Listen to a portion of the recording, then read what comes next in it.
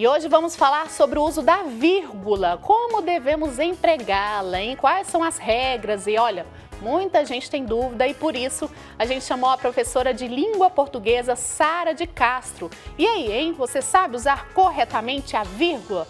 Professora, por favor, ajuda a gente. O uso correto da vírgula muitas vezes gera dúvidas, principalmente entre aquelas e aqueles que pretendem produzir um texto adequado à norma padrão da língua portuguesa. Dentre essas dúvidas está exatamente a impossibilidade de uso de vírgula entre sujeito e predicado e entre verbos e os seus complementos. Mas por que essa proibição ocorre? Em primeiro lugar, é fundamental considerar que fala e escrita são modalidades diferentes. Então, eu não posso querer trazer para o meu texto escrito a minha fala exatamente da forma como ela ocorre. Quando nós pensamos em vírgulas, muitas vezes imaginamos a pausa. Temos em mente a ideia de que a vírgula representa a pausa. Contudo, é válido lembrar que cada falante se exprime de uma determinada forma, de uma maneira individual. Então, seria praticamente inviável querermos uniformizar esse uso da fala para a escrita. Na escrita, então, a vírgula serve para marcar o deslocamento de um termo dentro da frase.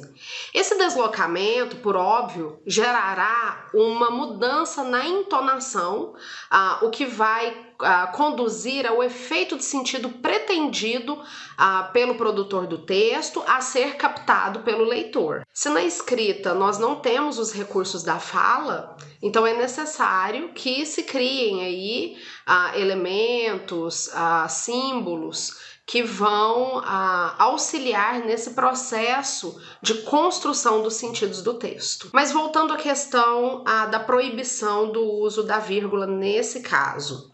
Na língua portuguesa, a ordem canônica é a ordem direta da construção das frases. E o que seria isso? Seria nós construirmos os enunciados a partir da seguinte estrutura: sujeito, verbo e complementos. E nessa estrutura não se usa vírgula. E é então que surge a regra. Se nós temos aí uma ordem chamada direta da construção das frases, que é exatamente a ordem considerada como canônica, logo não haverá vírgula entre os seus elementos. Isso é fácil de ser percebido em períodos curtos. Então, se nós tomarmos o seguinte exemplo: Maria comprou um livro, fica muito evidente que entre esses elementos não ocorrerá vírgula. A dificuldade está na composição de períodos longos, muitas vezes períodos compostos, quando entram inclusive os períodos compostos por subordinação, em que percebemos muitas vezes, em algumas situações, a obrigatoriedade do uso da vírgula ali nessas composições. Então, nos períodos longos fica complicado muitas vezes identificar essa possibilidade ou essa proibição. No caso do exemplo dado, Maria comprou um livro, caso nós colocássemos uma vírgula logo depois da palavra Maria, esta palavra teria uma mudança drástica na sua função.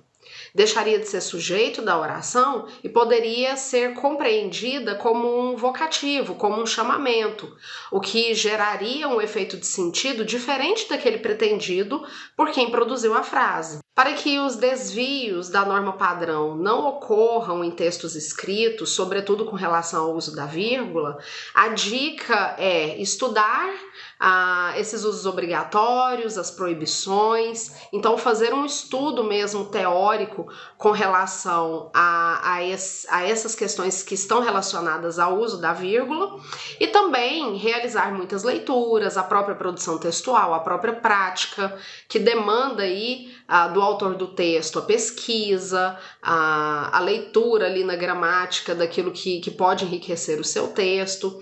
Então, leitura e escrita sempre são receitas infalíveis aí para que possamos cada vez mais produzir textos melhores. Eu espero ter contribuído, bons estudos e até a próxima. Obrigada, professora. Ficou a dica aí no final, né, gente? Realmente, a gente lendo bastante, escrevendo muito também, a gente vai conseguindo praticar aí, eliminar essas dúvidas, viu?